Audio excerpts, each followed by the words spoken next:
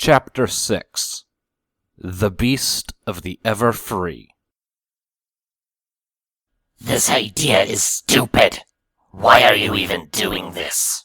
I readjusted myself in the tree to get more comfortable on the branch. Through some of the leaves, I could see the sun rising over the forest canopy.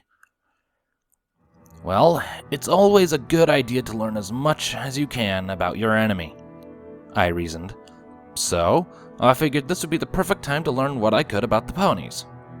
True, but did you have to pick a tree so close to the village? The voice persisted. So close to the village? If I was any further from it, I'd practically still be in the forest, I pointed out. In all honesty, we were both being a little overboard with our judge of distance. I was camped out in one of the biggest trees I could find, which happened to be near the middle of a park. I sneaked in during the middle of the night while there were few to no ponies around, and camped on one of the tree's higher branches up to this point. It took a while to get comfortable, but I eventually managed to turn the hood of my jacket into a semi-soft pillow against the harsh bark. It had been a little over a couple of weeks since my first raid on the Apple family farm, and on more than one occasion I returned to harvest more food. The raids were becoming progressively easier. I eventually memorized the path that connected the forest to the orchard. Even as the Apple family caught on to my little act, it was still 4 ponies and a dog covering a large plot of land, and one of them was too old to stay up into the night. Sneaking past them was becoming as simple as studying their guarding habits. A nasty cough wrecked my train of thought, rattling my whole system in the process. You aren't even in your best health, the voice accused. If you get caught...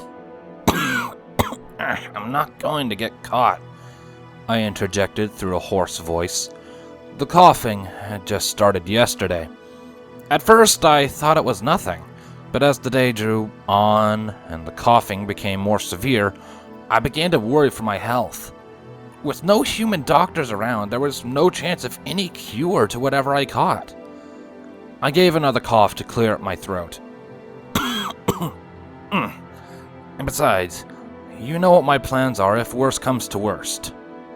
Yes, and it was full of holes, it commented dryly. I rolled my eyes. The voice must have realized that the conversation was over and begrudgingly receded into the back of my head. It never was too keen on the idea of me spying on the ponies when it first popped into my head a couple days ago, and ever since then it seemed to only become much less fond of the thought. No matter how many times we argued about it though, I was still adamant in learning as much as I could about my new neighbors, and it must have understood that it had no power to change my mind. A faint murmur filled the air as a few ponies began entering the park. The ponies are coming, the voice pointed out. Stay silent. I know the drill, I said, annoyed. I let out one last cough to clear my throat and sniffed back the mucus running down my nose. Truth be told, I didn't know what I was looking for, whether it was some sort of weakness or simply to understand them. I supposed I was really there for the benefit of my curiosity. From my perch, I could see the ponies leisurely walking through the park, some alone and some in groups, completely oblivious to my presence. I could hear some ponies laughing next to my tree as one of them told a joke. In the distance, some of the small ponies, foals as I've come to know them, played games that varied from catch, tag, kite flying, and hide and seek. It was surprising, almost unsettling, how closely they acted to humans. As the sun reached its peak in the sky, the number of villagers began to dwindle. I guessed even ponies had to eat lunch. I took the moment as my cue to start eating and pulled an apple and a few poorly cut carrots out of my jacket pocket. Truth be told, I was starting to get sick of apples, but I had very little say in the matter. So far, they were the only thing I could prepare well, and even that was a stretch considering the only thing I had to wash them with was river water. Come to think of it, poorly washed food might have actually been part of the cause of my sickness. I stared at the carrots in my lap and the half-eaten apple in my hand. They were all probably infecting me with who knows how many diseases. But my stomach kept arguing it was better to eat what I had than to starve. I was going to have to pick my poison, and with a sigh, I took another bite. My whole body was tense and sore. I'd been sitting still for hours now, save for the occasional shifting. It would have been a considerable feat before I came here. By now, I normally would have fallen asleep, but the fear that I might be spotted at any second kept me on edge. I started hacking again. My dry throat was killing me, and this runny nose was clogging my airflow. Still think this was a good idea? I cleared my throat one last time. Of course! This time, I sneezed. Much louder than I would have liked to. Maybe. As soon as I was sure that none of the ponies were looking, I chucked a useless apple core as far away as I could. Using my hood as a sort of pillow, I rested my head against the rough bark of the tree. I realized then how poorly camouflaged I was. My dark blue jacket contrasted the orange and red leaves that were sprouting off of the branches. I guessed that I was lucky that most ponies didn't look up. I took in a deep breath. The air was slowly starting to warm up again. My plan was running as smoothly as I had hoped. Everything was perfect. "Rainbow Dash!" a loud voice shouted. Was perfect, at least. I shifted around on my branch in an attempt to find the source of the disturbance, only to find Applejack staring rather angrily at the sky. "Rainbow Dash, I know you're up there!" A guilty-looking blue Pegasus stuck her head out of a low cloud. "Oh, hey, Applejack." Rainbow chuckled nervously. What brings you here?" "You know darn well what brings me here. You were supposed to help me guard the farm last night from that no-good thieving monster." "Oh." Rainbow Dash scratched the back of her head and gave an apologetic smile. "Was that yesterday night?" "Yes, it was yesterday night, and you never showed," Applejack growled. "Now, because of your laziness, that thing made off with more of my family's food." I tuned out the rest of their heated argument. "Oh yeah," I reminisced. "Last night was crazy." "You almost got caught," the voice commented. "Almost, but didn't," I pointed out. "That is beside the point," it ranted. "You're becoming too cocky and letting your guard down. If it wasn't for us, you would have been captured a long time ago." "Exactly!" I winced, realizing how loud I had gotten. "You're like my sixth sense, my own little early warning system. You always seem to know how to get me out of whatever situation I get myself stuck in. I have nothing to worry about with you in my head." "That is not part of the plan!" the voice shouted. It fell silent. I could feel it buzzing in the back of my head like it was in disarray. I didn't speak a word, fearing that doing so would make the voice retreat again. The minutes slowly ticked by. I was beginning to think it had left me until it added one last comment. "You're becoming too reckless, Hunter, and we cannot guarantee your survival if you keep throwing yourself into these situations." I laid back in the tree, scatterbrained with too many thoughts. The next few hours seemed to drag on. The ponies weren't doing anything interesting to grab my attention. I had nearly forgotten what I was doing here to begin with. It was deep into the afternoon when the smaller ponies started appearing across the park. It struck me that I hadn't seen very many of them until now. I couldn't imagine why there was such a sudden influx of foals. Some of them had saddlebags over their backs, and a couple even pulled books out of theirs and began reading. I began to wonder if these ponies had a school system. Can you believe Miss Cheerily is still going to do that field trip through the Everfree Forest? A young voice spoke underneath me. I jumped at the sudden noise and looked down to find 3 fillies sitting under my tree. The same 3 fillies I had followed to the farm.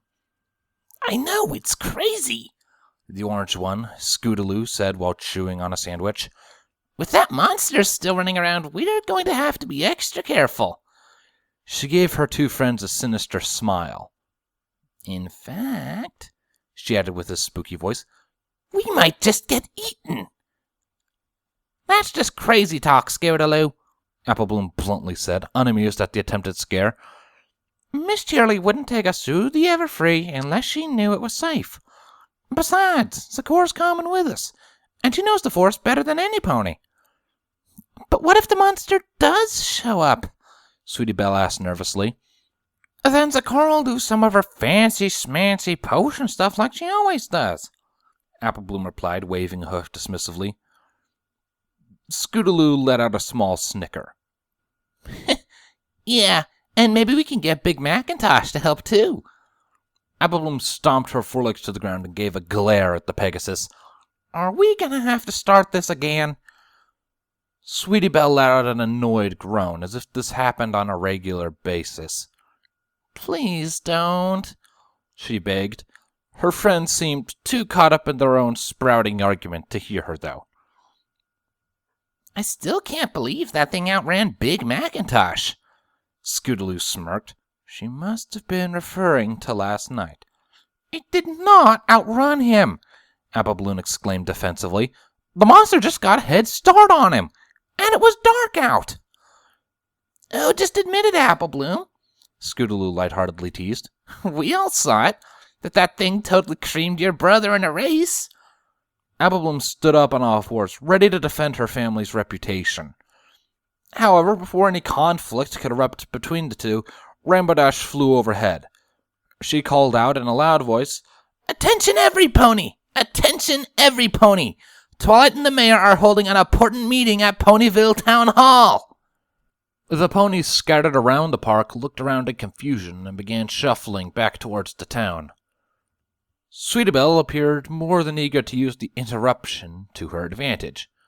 Hey, girls, how's about we go to that meeting? Her friends looked at her as if she had sprouted a 5th limb. Ugh, a meeting? Scootaloo asked. Why do you want to go to that? I'm afraid I'm going to have to agree with Scoots on this one, sweetie, Applebloom chimed. That sounds more boring than Miss Cheerily's history lesson this morning. Oh, come on. You heard Rainbow Dash, Sweetie urged. It's really important. It could even be about the monster. Applebloom and Scootaloo seemed uncertain at first, but with a quick glance at each other and a shrug, they eventually agreed. The 3 fillies packed their things and took off into town. The few ponies still in the park began heading that way as well. It seemed every pony in Ponyville was going to that meeting.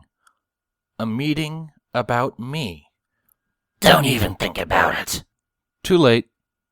I hopped off my perch to the branches below. I kept low as I hit the ground, searching for any stragglers. This is exactly what we warned you about. You're being reckless. No, this is exactly what I came here for, I pointed out. After I was sure the coast was clear, I jogged to the town. Look, odds are this meeting is about me. For all we know, they could have found a way to track me, or maybe they have some fancy new plan to catch me or lay a trap.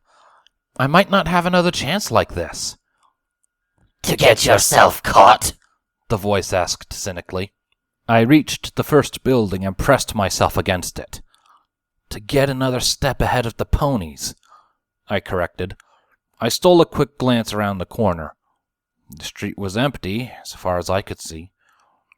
Whether they're talking about beefing up security or discussing what they know about me, I can use it to my advantage, change my tactics, or even figure out what to look out for in the future. I waited for the voice to pitch in its own 2 cents. It seemed hesitant for a moment, but it reluctantly agreed. Perhaps you have a point. In and out, though. The moment we have what we need, we leave. A sly smile spread across my face. Not a problem. I left my cover and made my way into the town. I stayed close to the buildings, careful to stay out of sight. It wasn't too hard to accomplish. The town appeared devoid of ponies, just like when I first arrived. It didn't bring back any fond memories, either. The air was eventually filled with the dull murmur of a large crowd. I followed the noise until a mass of multicolored ponies appeared around the corner of a building. I quickly retreated back behind the building, heart racing. There were more ponies in this town than I expected. None of them were screaming or wreaking havoc across the street, so I guessed that I hadn't been spotted yet. I took my chances and darted across the street and into a shadowed alley. Still, the ponies didn't react. My heart calmed down slightly, and I allowed myself a chance to relax. I found a small gap between two buildings with a perfect view of the stage before the crowd. The only thing left to do now was wait. After a few minutes, a tan pony with a silver mane and half-moon spectacles appeared on stage and stood behind a wooden podium in the middle. She cleared her throat and started to speak. Citizens of Ponyville, I am sure you are all wondering why I called for this emergency town meeting. We are here to discuss an issue that has been brought to my attention by our local librarian, Miss Twilight Sparkle. We are here to discuss the matter of the monster that appeared a few weeks ago. There was a small moment of unrest in the crowd as the pony mentioned me, and a tension began to fill the air. I shifted uncomfortably in the shadows. Miss Sparkle and I have had an interesting discussion on the topic, and believe that now is the time for action. And now, without further ado, here is Miss Twilight Sparkle. At the end of her speech, the tan pony stepped off the stage, allowing a nearby Twilight to take the spotlight. Thank you, Mayor. She nodded and turned her attention to the eager crowd before her. A stack of papers floated next to her, surrounded by a purple aura. As the mayor said, we need to talk about the strange new creature that came to Ponyville over 2 weeks ago.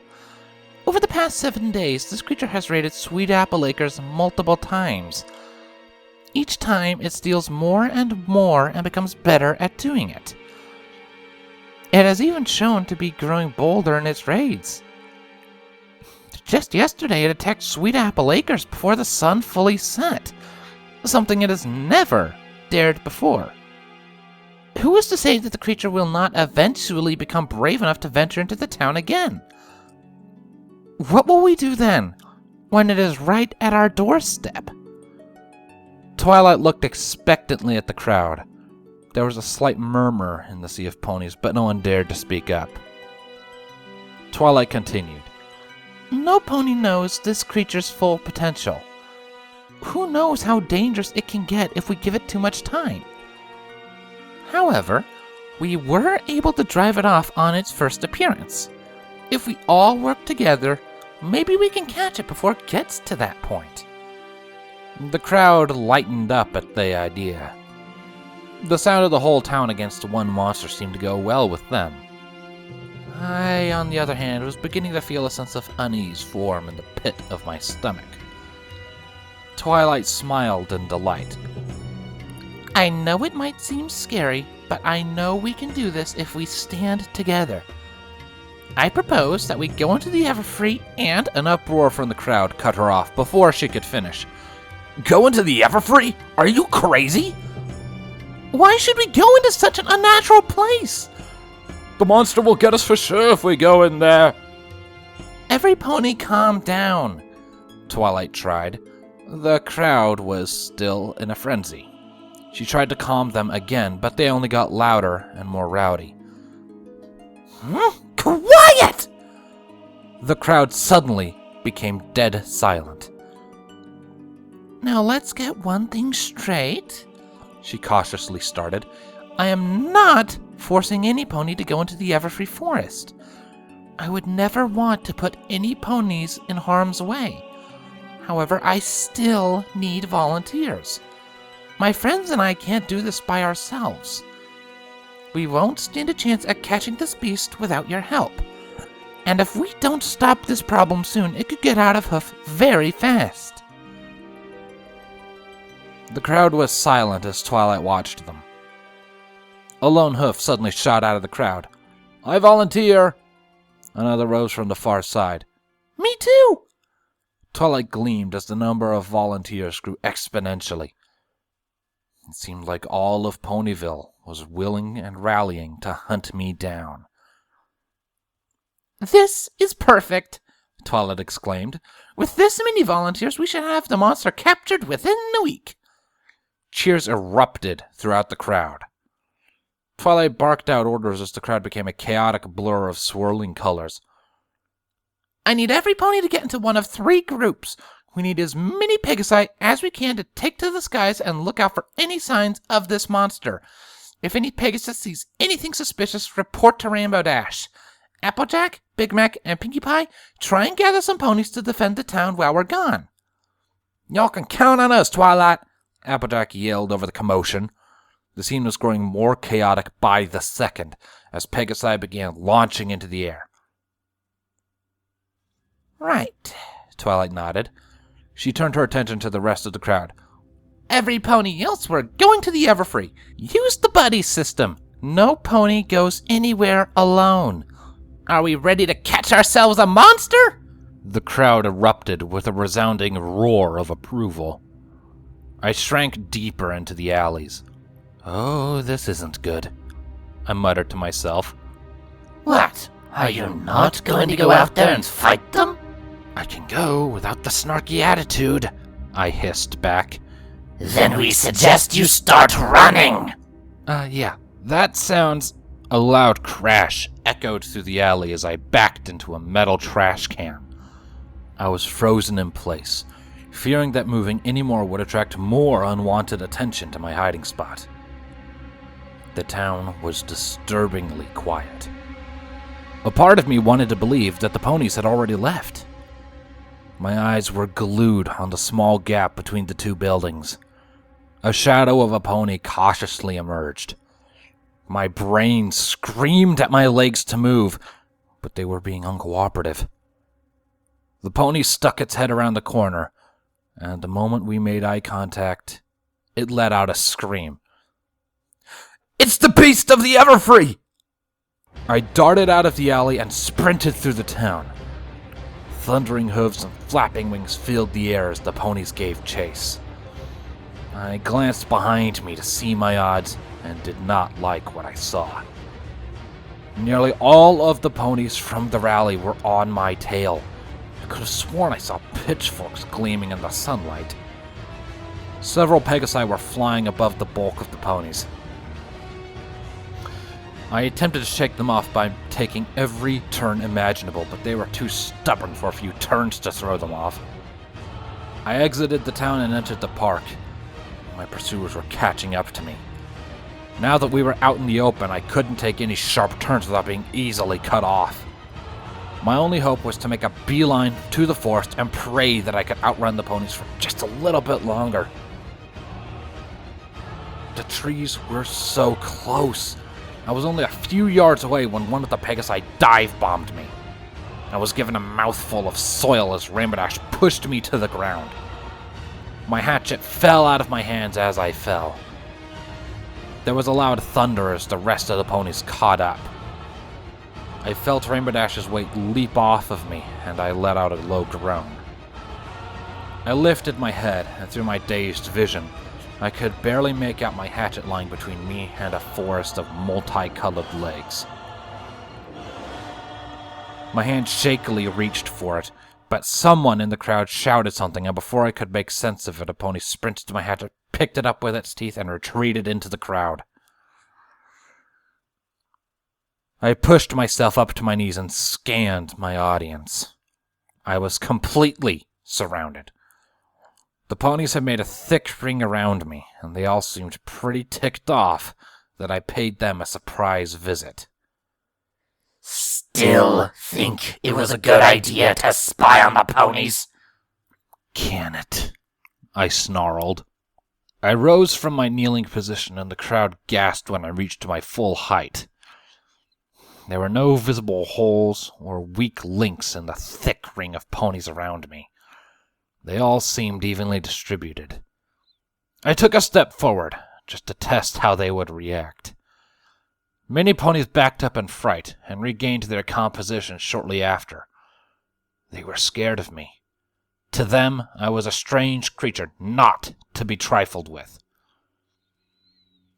Before I could use their fear against them, though, a lasso attached itself to one of my wrists. The owner of the rope, Applejack, gave it a sharp tug, causing me to stumble in her direction.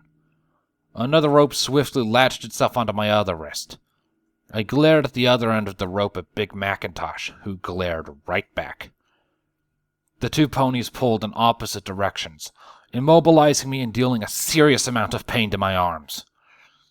I struggled to free myself, but the ropes dug into my skin every time I tried to move. The sudden realization of my situation filled my heart with dread. I was caught. Well, that didn't take as long as I thought at all.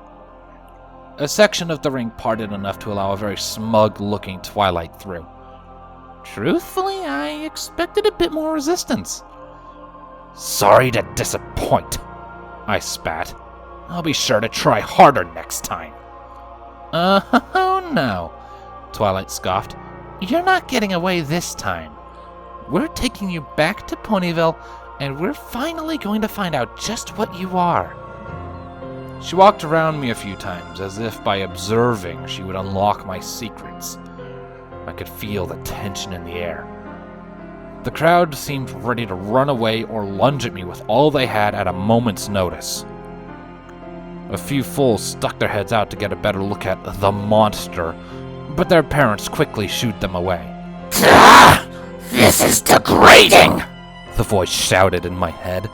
They stare at you as if you were a toy on display, an animal in a zoo. Fight back at least. Remind them why they fear you. I struggled against my bindings. My sudden movement caught Applejack and Big Macintosh off guard, but they quickly came to their senses and pulled tighter on the ropes. You know, now that you're out in the sunlight, you don't actually look all that intimidating, Twilight said bluntly. Out of all the ponies in the crowd, she seemed to be the only one that was calm. No matter, though, you have committed crimes against the town of Ponyville, and it is time you paid the price. With a quick teleportation spell, you'll be sent to the local prison, where a cell will be waiting for you until we find out what to do with you. Her horns started glowing, and a warm sensation spread through my chest. It quickly became hotter, so hot, in fact, that it felt as if a fire was raging inside of my body. I dropped to my knees in pain and started coughing. My heart had become a living, beating furnace, spreading the flames wherever my arteries traveled. I desperately tried to grab at my chest, as if it would quell the pain, but the rope still had my arms outstretched. It was unbearable. I screamed until my lungs were too empty to vent my agony. A brilliant white light erupted around me. My trip through that strange tunnel weeks ago felt like a walk through a freezer compared to this. Then it suddenly vanished. I collapsed onto the cold earth. My body was smoking. The fire had disappeared, but the pain still lingered in my chest. Well, I heard Twilight say in a surprised voice. That wasn't supposed to happen. Do it, the voice cooed. We know you want to. I slowly stood back up. The ropes that were once tied to my wrists now lay on the ground, and smoldering as if burned by a fire. My eyes locked onto the purple unicorn in front of me. The ring of ponies was completely silent. The only noise that could be heard was the rustling leaves and my heavy breathing. Twilight gave a nervous laugh. Let's try that again, shall we? You know you want to, the voice persisted. Her horn began to glow again. Fueled by rage and fear, I brought up a foot and kicked Twilight square in the face with all I had. An audible gasp erupted from the crowd. The vast majority of them took several steps back, while others stood frozen in shock. All eyes were on me. Twilight! Rainbow Dash and Applejack broke from the crowd and rushed to their friend's aid. Twilight was in a daze, but managed to slowly get back up. I'm fine. Really? She coughed. I could see a trickle of blood coming out of her nose, though. I turned to face the pony standing between me and the forest. They stared at me in horror and retreated a few steps further.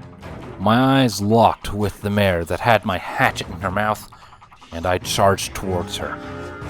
Her eyes shrank to pinpoints as I rapidly approached, and she quickly dropped the hatchet from her mouth and sprinted out of the crowd, making a small commotion as she ran. The rest of the ponies in front of me quickly scattered out of the way, giving me ample room to retreat, scooping up my hatchet along the way. Over the panic I left behind me, I heard Rainbow Dash yell, "Don't let it get away!" Thankfully, the ponies were slow to react. I had a few seconds of a head start before the ponies finally gave chase. Cries of outrage sounded through the forest as I sprinted through the trees. There was one thing these ponies didn't seem to understand, though. They were on my turf now. After a while of running, I diverged from the path and into the dense foliage, hoping it would provide me with cover from the ponies. I stayed low to the earth, allowing the bushes and wild grass to hide me as the mass of my pursuers slowly dwindled. I counted the minutes as they ticked by. After a long silence passed throughout the trees, I carefully emerged from my hiding place, my grip tight on my hatchet. The game had changed. Nearly an entire town of ponies was between me and my castle. This would definitely complicate things. My heart was pounding in my chest so loudly that I feared it would give away my position. I was starting to feel antsy, the slightest noise causing me to jump.